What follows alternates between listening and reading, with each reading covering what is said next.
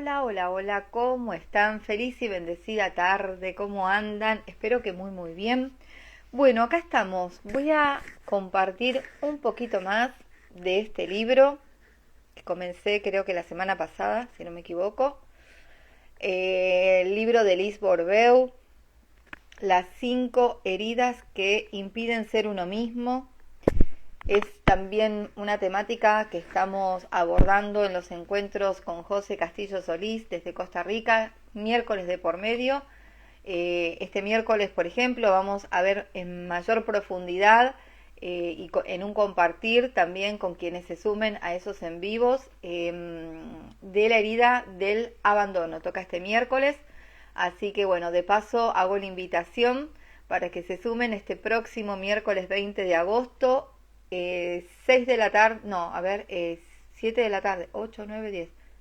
No, 6 de la tarde, hora Ciudad de México, Costa Rica, 9 de la noche, hora Argentina. Así que bueno, hoy les voy a compartir el cuarto capítulo y vamos a conocer la cuarta, no, la tercera herida, que es la humillación. Les voy a mostrar, a ver si se ve ahí, estoy con poquita luz, pero bueno.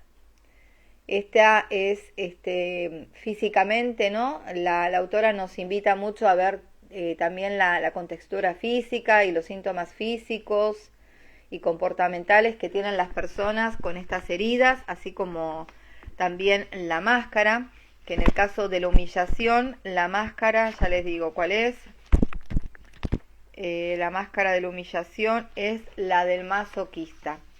Así que bueno, tengo un ratito, así que no voy a demorarme más. Voy a comenzar con esta lectura. Capítulo 4, herida, humillación, máscara, el masoquista. Vamos a ver a qué nos invita la autora. Veamos juntos qué significa la palabra humillación. Es la acción de abatir el orgullo y la altivez de alguien, herir el amor propio o la dignidad de alguien, sentirse rebajado, rebajarse o rebajar a alguien descaradamente. Los sinónimos de esta palabra son sumisión, vergüenza, mortificación, vejación y degradación. Esta herida comienza a manifestarse entre el primer y tercer año de edad. Hablo del surgimiento porque te recuerdo que mi teoría se basa en el hecho de que al nacer hemos decidido cuál de las heridas deseamos curar aun cuando no tengamos conciencia de ello. El alma que llega para sanar esta herida será atraída por un progenitor o ambos que lo humillarán. Esta herida aparece ligada sobre todo al mundo físico, al ámbito del tener y el hacer. Surge precisamente en el momento en que se desarrollan las funciones del cuerpo físico, entre el primero y tercer año de vida, cuando el niño aprende a comer solo, a comportarse con propiedad, a ir al baño solo, a hablar, a escuchar, a comprender lo que los adultos nos dicen. El surgimiento de la herida de la humillación ocurre en el momento en que el niño siente que uno de sus padres se avergüenza de él o que teme que se avergüence de él cuando está sucio, cuando ha hecho un estropicio, principalmente en público o en familia, cuando está mal vestido. Sin importar la situación que provoca que el niño se sienta rebajado, degradado, comparado, mortificado o avergonzado en el plano físico, la herida despierta y comienza a adquirir importancia. Consideremos el ejemplo del bebé que ha jugado con sus heces y las unta en su cuna o hace otro desastre desagradable semejante. La herida surge cuando escucha a su madre narrar al padre lo que sucedió, describiéndolo como un cochino. Pese a que sea pequeño, el bebé puede percibir el desagrado que ha causado en sus padres y sentirse humillado y avergonzado. Recuerdo un caso particular que viví cuando estaba internada en un convento a la edad de 6 años. Pasábamos la noche en un dormitorio enorme, y cuando una niña se orinaba en la cama, la religiosa obligaba al día siguiente a pasearse por las clases con la sábana sucia sobre la espalda. Al humillarla y mortificarla de esa manera, creía que la niña no volvería a mojar la cama.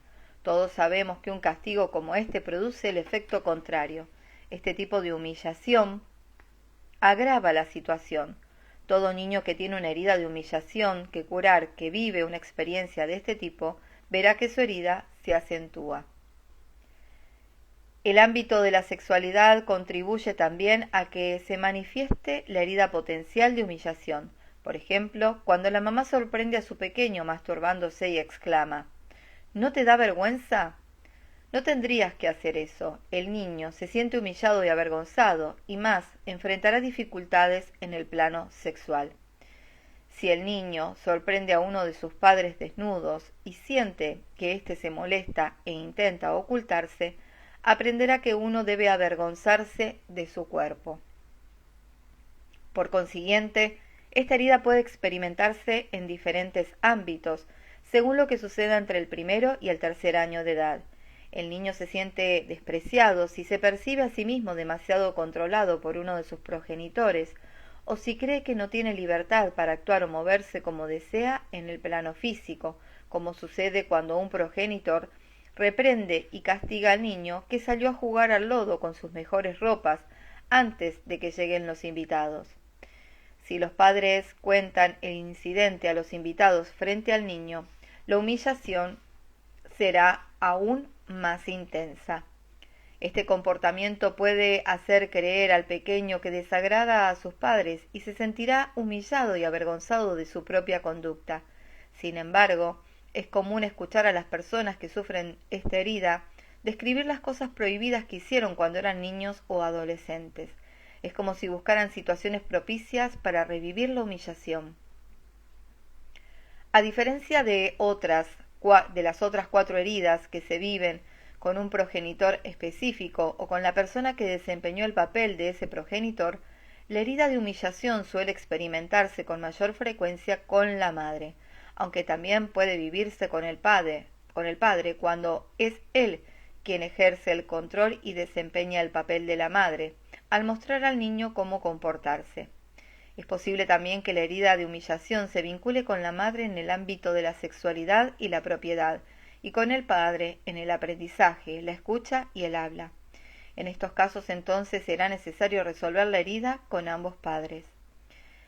El niño que sufre humillación se crea la máscara de masoquista.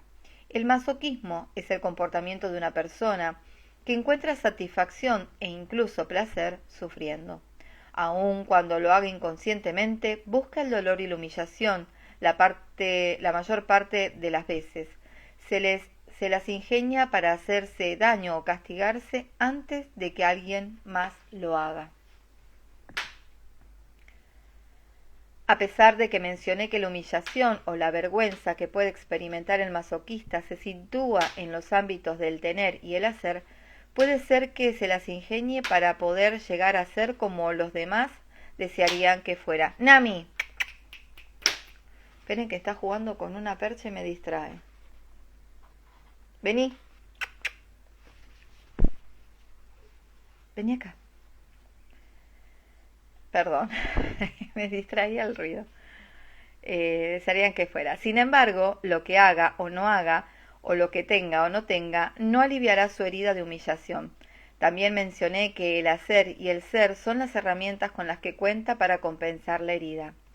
A partir de ahora, cuando utilice el término masoquista, será para referirme a la persona que sufre de humillación y que porta esa máscara para evitar sufrir y vivir el dolor relacionado con la humillación. Repito lo que he dicho en capítulos anteriores. Una persona puede vivir una experiencia de vergüenza o de humillación sin que aparezca la herida de humillación. Por otra parte, la persona masoquista debe vivir a sí mismo una experiencia de rechazo y sentirse humillada antes que rechazada.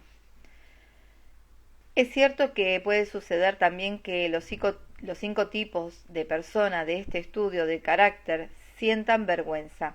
La sientan sobre todo si se les sorprende haciendo vivir a los demás lo que teme vivir ella misma. Sin embargo, las personas con la herida de humillación son los que parecen sentirse más a menudo avergonzados.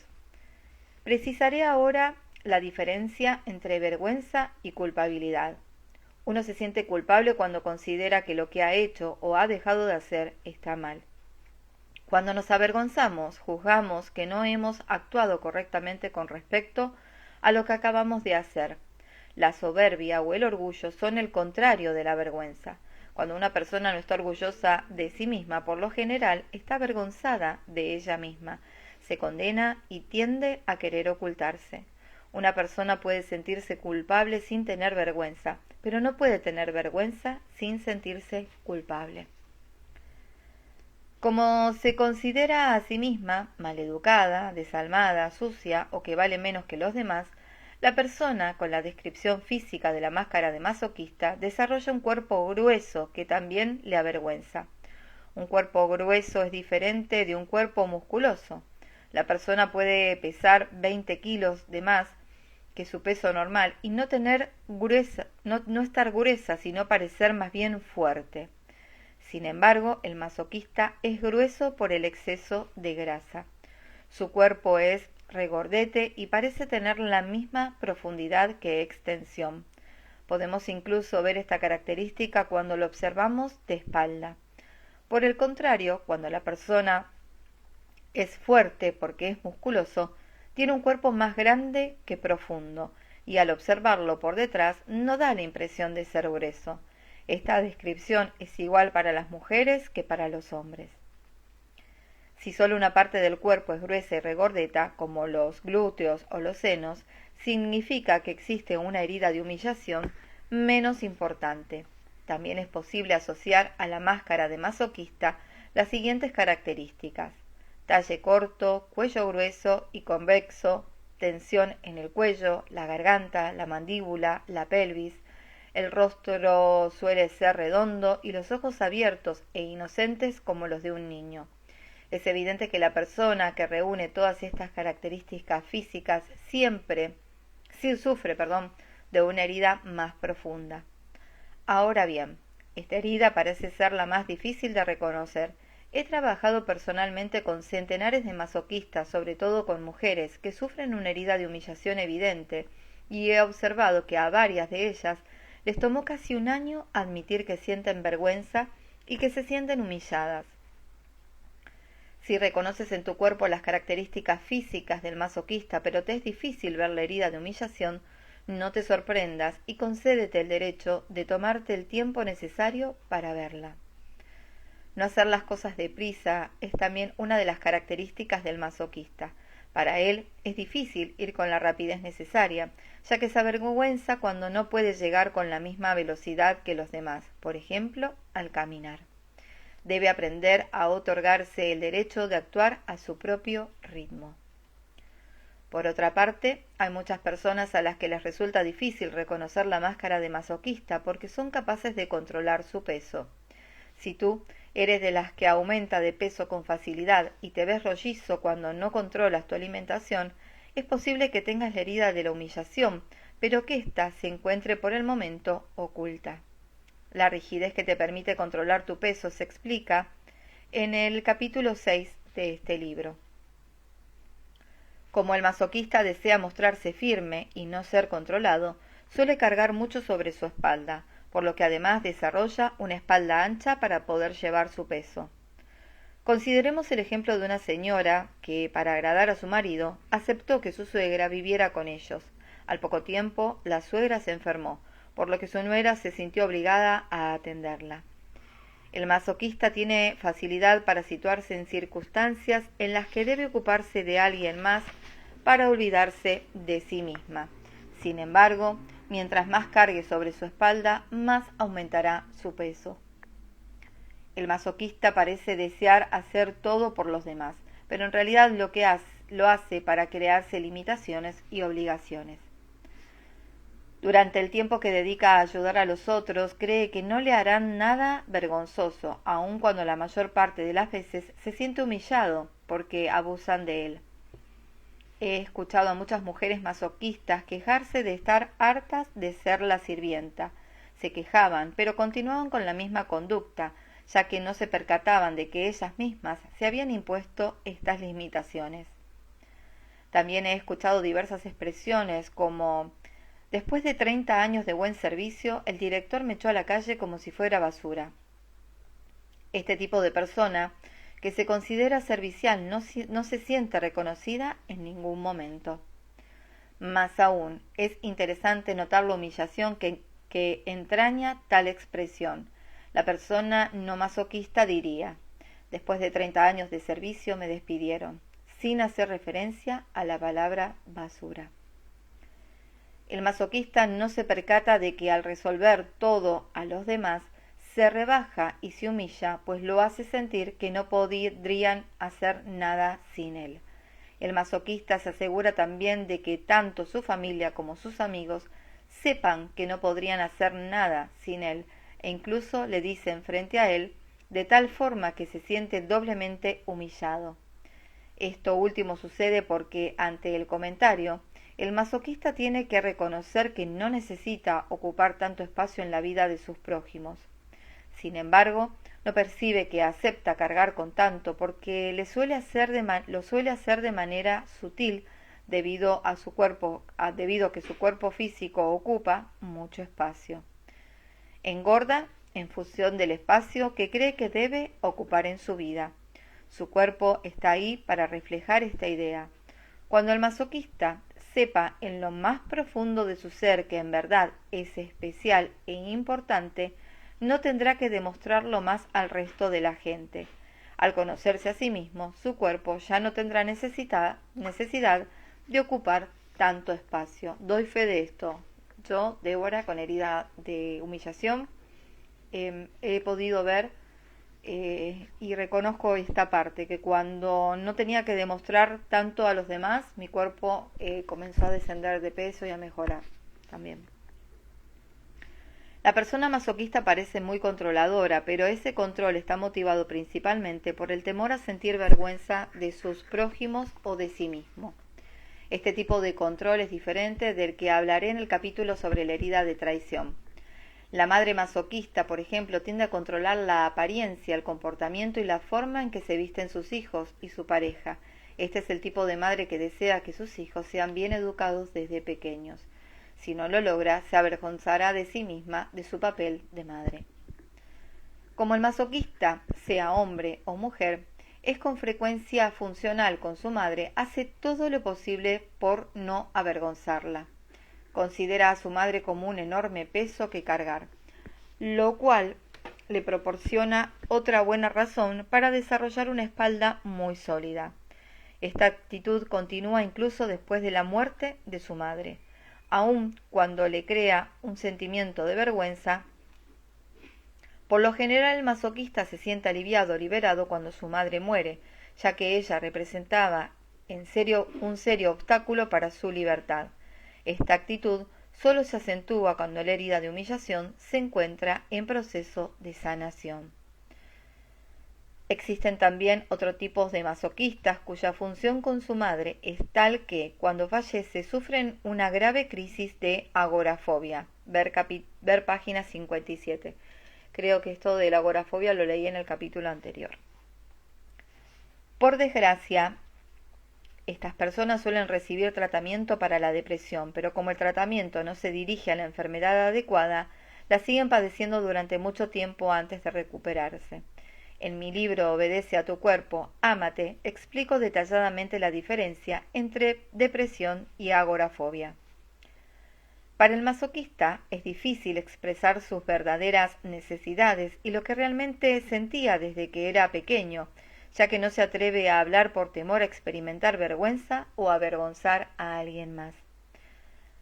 Los padres del niño masoquista le dicen con frecuencia que lo que sucedía en la familia no era de la incumbencia de extraños y que no debía hablar de ello sino guardarse todo para sí. Las situaciones embarazosas de las que la familia se avergonzaban, debían mantenerse en secreto. No se hablaba, por ejemplo, del tío que estaba en prisión, del familiar internado en el hospital psiquiátrico, del hermano homosexual o de un suicidio en la familia, por ejemplo. Un hombre me relató lo mucho que le avergonzó haber hecho sufrir a su madre cuando era pequeño, a su madre porque cuando era pequeño había robado dinero de su bolso. Para él fue inaceptable hacerle esto a una madre, que ya de por sí sufría en privado por sus hijos. Nunca lo había mencionado a nadie. Si imaginamos la cantidad de pequeños secretos de esta índole guardados y ocultos en el seno familiar, podremos comprender por qué este hombre sufría presión en la garganta y problemas de voz. Algunas personas me han revelado la vergüenza de haber tenido deseo de algo cuando eran pequeños y comprobar que su madre se priva de lo esencial para complacerlos. No se atrevían a hablar de estos deseos, y menos aún con la madre. Vení. El masoquista, por lo general, llega al punto en que ni siquiera reconoce sus propios deseos por no disgustar a mamá. Desea tanto agradar a su madre que no está en contacto sino con los deseos que ella le satisfarán. Está bien dicho, sí. El masoquista suele ser hipersensible porque lo más mínimo le hiere. Así hace todo lo posible por no herir a los demás.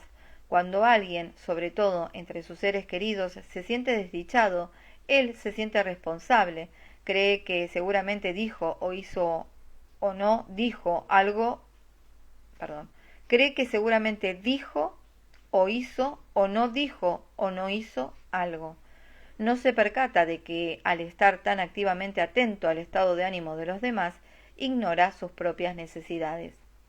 De las 5 características de personalidad, el masoquista es el que menos atención presta a sus necesidades, aun cuando sea con frecuencia consciente de lo que desea.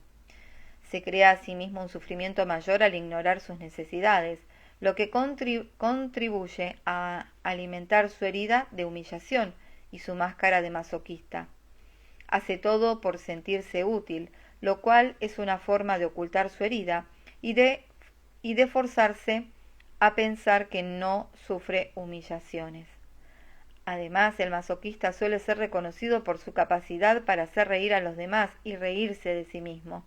Es muy expresivo cuando relata hechos y encuentra la forma de que parezcan graciosos. Se considera el blanco de las risas de los demás, lo cual es una manera inconsciente de humillarse y rebajarse. Nadie puede adivinar que el temor a la vergüenza tal vez se disimule tras las palabras que lo hacen reír. La crítica más mínima hacia él lo hace sentir humillado y degradado. Es además especialista en rebajarse a sí mismo. Se considera mucho más pequeño y menos importante de lo que es en realidad. No puede concebir que los demás lo vean como una persona especial e importante. La palabra pequeño o los diminutivos están muy presentes en su vocabulario.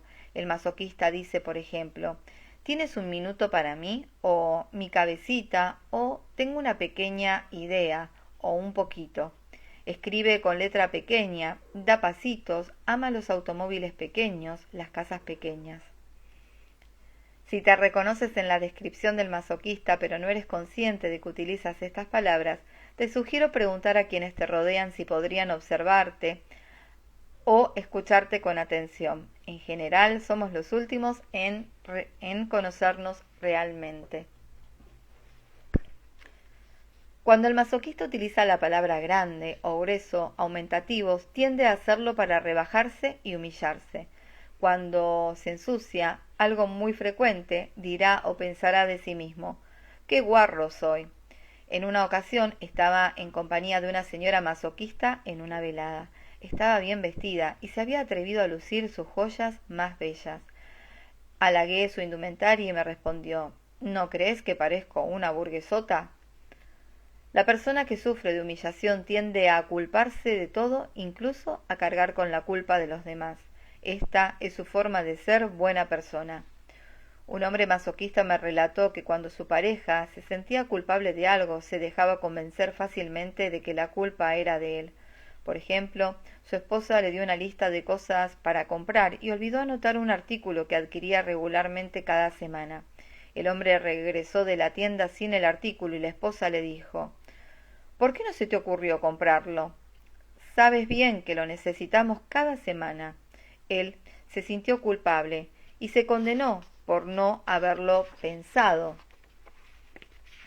sin percatarse de que ella lo acusaba porque se sentía culpable de no haberlo anotado en la lista. Incluso si ella hubiera dicho: olvidé anotarlo en la lista, él se habría reprochado no haberlo pensado. El siguiente es otro ejemplo de una mujer con la misma actitud. Su marido conducía y charlaban. Al mirarla, esperando su respuesta, él hizo una maniobra equivocada y la acusó de distraerlo. Cuando estas situaciones se producían, ella creía que debía disculparse, al observar si lo que él decía era cierto, y si ella actuaba así a propósito, se dio cuenta de que no era así, pero como él la culpaba invariablemente, ella tendía a sentirse culpable. Estos ejemplos ilustran claramente el hábito que tiene el masoquista de asumir la responsabilidad de algo que no le corresponde, de sentirse culpable. Acepta la culpa y disculparse nunca soluciona nada, ya que cada vez que la situación vuelve a ocurrir, el masoquista se culpará de nuevo. Es importante recordar que los demás nunca pueden hacernos sentir culpables, ya que la culpa solo puede proceder de nuestro interior. La persona masoquista por lo general se siente impotente ante sus seres queridos más cercanos. Cuando se deja culpabilizar por los demás, reacción que atrae a su pesar, queda con la boca abierta, sin saber qué decir para defenderse y se siente culpable. Puede sufrir hasta el punto de querer escapar de la situación. Enseguida intentará encontrar justificaciones y explicaciones con la finalidad de restaurar la paz. Al considerarse culpable, cree que a él le toca arreglar la situación. No digo que el masoquista sea el único que se siente culpable. Cada uno de los 5 tipos de caracteres se siente culpable por distintos motivos. Sin embargo, al sentirse humillado fácilmente, el masoquista parece ser el que más maniobras hace para ello y el que más culpable se siente. La libertad es fundamental para el masoquista. Para él, ser libre significa no tener que rendir cuentas a nadie, no ser controlado por nadie y hacer lo que quiere cuando así lo quiere. De hecho, el masoquista no se sentía libre casi nunca, y menos aún cuando estaba con sus padres. Quizá estos últimos le impidieron, por ejemplo, tener los amigos que quería, poder salir a su antojo, o le asignaban tareas o responsabilidades en casa, como ocuparse de sus hermanos. Debo precisar, sin embargo, que él tendía a crearse a sí mismo estas obligaciones antes que lo contrario. Cuando se siente libre y considera que nadie le pone obstáculos en el camino, resplandece, vive la vida al máximo y no tiene límites. En esos momentos cae en los demasiados,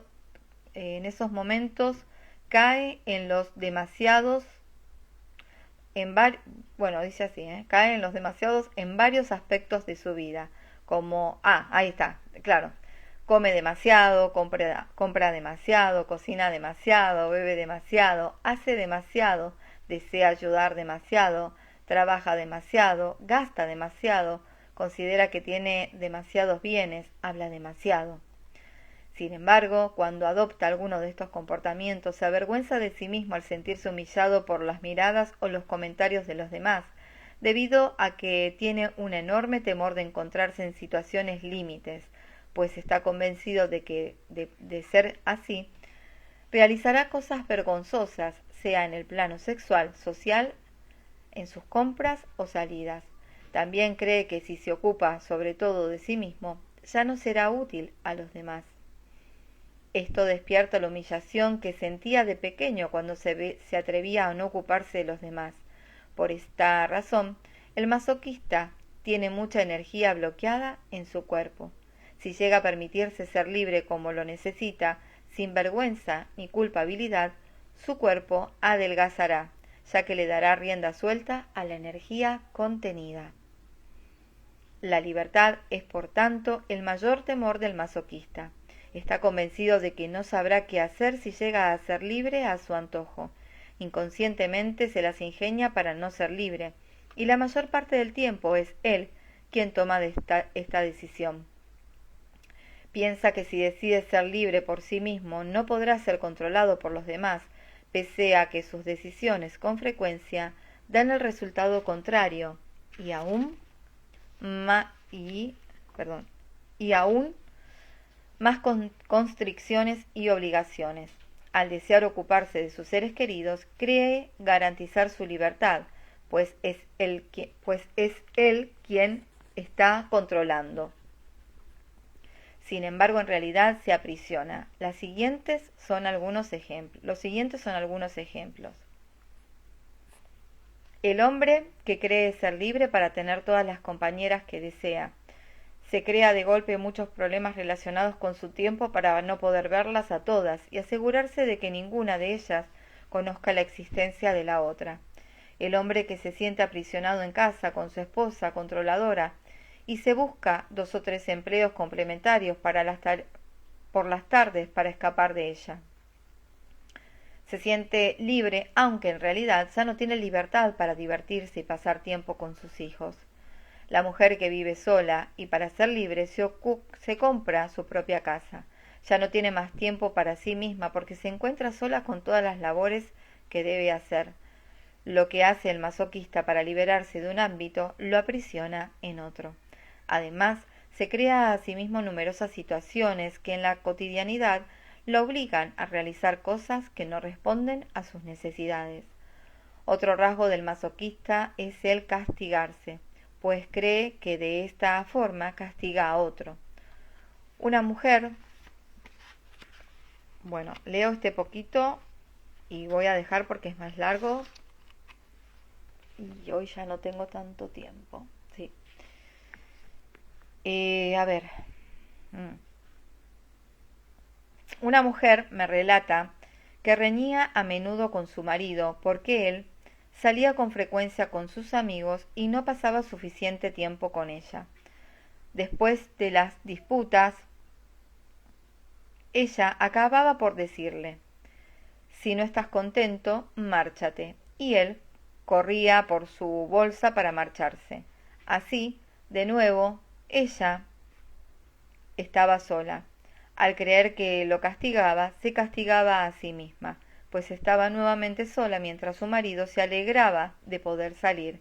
Esta era una buena manera de alimentar su masoquismo. El masoquista busca también castigarse a sí mismo antes que alguien más lo haga. Parecería ser que deseara darse el primer latigazo, para así prepararse y evitar que el que le propicie a alguien más sea menos doloroso. Esta situación obedece principalmente a la vergüenza, a algo o al temor de avergonzarse ante los demás. Le es tan difícil darse el gusto que cuando encuentra placer en una actividad o en alguna otra persona, se condena a sí mismo por hacerlo. El masoquista hace todo lo que puede para no ser criticado de aprovechar lo bueno. Cuanto más se condene por aprovecharse de la ventaja, mucho mayor será el sufrimiento de su cuerpo, es decir, más aumentará su peso. Una madre joven me dijo un día: me percaté de que me las ingeniaba para no tener más tiempo para sentirme a gusto o para no sentirme contenta con lo que hacía. Agregó que por las tardes, cuando su marido e hijos veían algún programa de televisión, en ocasiones dejaba de hacer sus cosas para verlo. Cuando se interesaba por el programa, permanecía de pie viéndolo. Nunca se tomaba el tiempo para sentarse porque, según ella, eso era holganeazar y de esa forma no sería una buena madre. El sentido del deber es muy importante para las personas masoquistas. El masoquista actúa con frecuencia como intermediario entre otras 2 personas. sirve de amortiguador entre los demás, lo cual le permite crearse una coraza de protección. También se las ingenia para actuar de chivo expiatorio en diversas situaciones. Por ejemplo, la madre masoquista interviene entre el padre o el profesor y sus hijos, en lugar de enseñarles a asumir su responsabilidad. En el trabajo, el masoquista elige un puesto en el que se verá obligado a intervenir en todo para mediar, con objeto de que los demás sean felices. De lo contrario, se acusará de no haber hecho nada y se avergonzará de ello porque se siente responsable de la felicidad de los otros. Además de todo lo anterior, el cuerpo del masoquista muestra que está cargando demasiado peso sobre su espalda. Cada vez se encorva más para cargar con los problemas de los otros o sufre dolor en la espalda. También es posible ver en el momento que el cuerpo del masoquista no puede cargar más. Su piel aparenta estirarse al máximo, como si ya no cupiera y estuviera ceñida sobre el cuerpo. Cuando esto sucede, el masoquista se viste con atuendos muy ajustados. Da la impresión de que si respira profundamente sus ropas se desgarrarán. Si este es tu caso, tu cuerpo intenta decirte que es justo el momento de comenzar a sanar tu herida de humillación, porque ya no puedes cargar con ella por más tiempo. La apariencia es importante para las personas masoquistas, aun cuando pudiera pensarse lo contrario al ver la forma en que algunos se visten. Les gusta la ropa elegante y verse bien, pero como creen que deben sufrir, no se los permiten. Cuando el masoquista se viste de tal forma que su exceso de grasa es muy visible bajo su ropa ajustada, significa que la herida es muy importante, porque además así se siente incómodo. Cuando comienza a permitirse comprar atuendos bonitos y de calidad, de talla adecuada y a gusto, sabemos que la herida está en proceso de sanación. Bueno, voy a dejar hasta aquí mis seres bonitos. Queda un poquito más, pero lo que no me queda a mí es tiempo. No, ya está por llegar mi niño del cole y bueno, debo estar atenta. Así que mejor lo voy a dejar acá porque yo cuando me concentro en la lectura me pierdo en ella. Mañana les prometo terminar el capítulo 4, que es el de la herida de la humillación. Espero que, bueno, no sé si se habrán encontrado en alguna de las características leídas. A mí me costó reconocerme, como lo dije la otra vez, me costó reconocerme en el título de herida de humillación, como el de la traición también, pero en la máscara me encuentro totalmente y en las características aún más. Así que dense chance de escucharlo o si lo tienen en el libro de leerlo y releerlo. Yo es la 4ª vez que lo estoy leyendo en menos de 2 meses porque vieron que al ego le encanta, ¿no? Como hacer vista gorda y no ver ciertas características que en realidad sí tenemos y mientras no las veamos las vamos a perpetuar y cuando las veamos y las hagamos conscientes las vamos a sanar o vamos a tener la posibilidad de sanarlas. Así que les agradezco, bueno, gracias a todos los que estuvieron un ratito por acá, a los que lo vieron, a los que lo van a ver después. Miren, justo se me está por quedar sin batería el celu. Así que gracias. Nos vemos seguramente, hoy es lunes, ¿no? Mañana, con un curso de milagros, con un poquito más de esta lectura. Y el miércoles, bueno, con el vivo que hacemos cada 15 días con José Castillo Solís desde Costa Rica. Ese espacio que dimos en llamar conciencia de unidad y integración de sombras y que estamos, bueno, justamente viendo este mismo libro y cada una de las heridas, conversando con ustedes si así quieren participar de ese encuentro. Así que gracias a todos, que tengan un feliz y bendecido presente. Nos vemos mañana.